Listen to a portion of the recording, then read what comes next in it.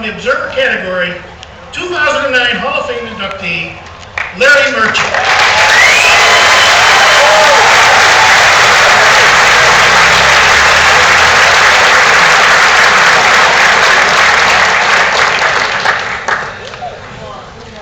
Thank you, and thank you to Ed Schultz and his Hall of Fame staff for making this celebration possible and for ordering up this sun-kissed day.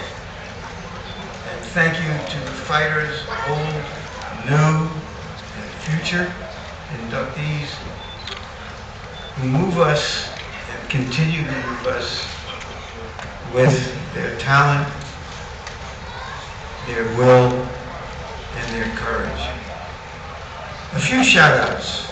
First to my wife Patricia, who may not love boxing as much as I do, but has lived with it for as long as I have, virtually.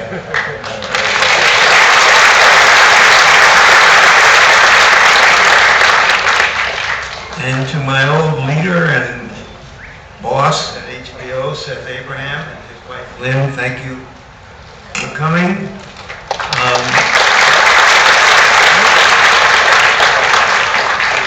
Seth nurtured me and made me feel that if I had it in me to be an executive, he was the executive I would try to be. I also want to make a shout out to my boxing writer, long deceased, from the Philadelphia Daily News. His name was Jack McKinney. He sparred with Sonny Liston. He fought one professional fight and knocked someone named Green out in a round. And covered fights big and small. He once discovered that two men who had had a disagreement on the job were being allowed to separate their differences on the undercard of a club fight. His headline over his first report was, "He called me a lousy bricklayer." The next day's story's headline was, "He is a lousy bricklayer." Well, the fire department had to come out because there was such an overflow crowd, which suggests a moral there someplace. Timothy Leary, the Harvard psychologist and drug guru, once told me that if you want to study human nature, sit in the center field bleachers at Fenway Park. I think sitting at ringside isn't such a bad place to do that either.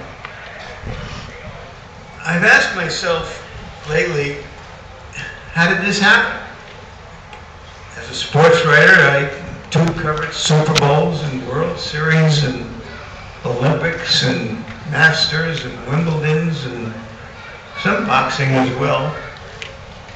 How did boxing win out for me? Those other sports seem to have managed nicely without me. Is it because my father, at the age of 16, took a job at Madison Square Garden as an usher so that he could watch the fights? And later allowed me to stay up late to listen to the rematch of Lewis and Schmeling?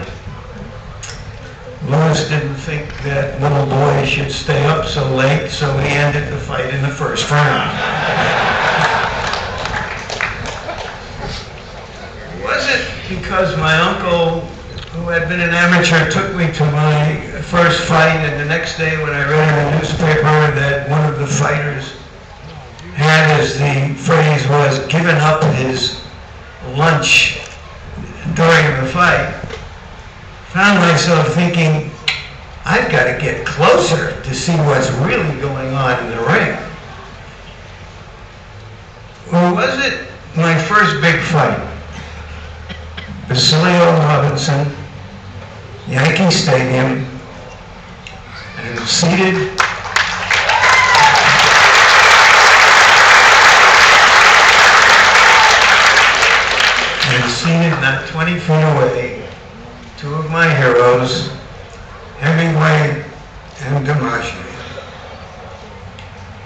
In truth, the writers were every bit as important to me as the fighters as a youngster. Hines and Parker, Smith and Cannon, Liebling and Lardner, most of whom are enshrined here. We are the storytellers, the myth makers, the muckrakers, the truth tellers. Before television, their words were worth 1,000 pictures. It's wonderful to receive the recognition of one's peers, but as Ruth Gordon said when she received her Academy Award at the age of 82, thank you for your encouragement. I have a fight on July the 18th.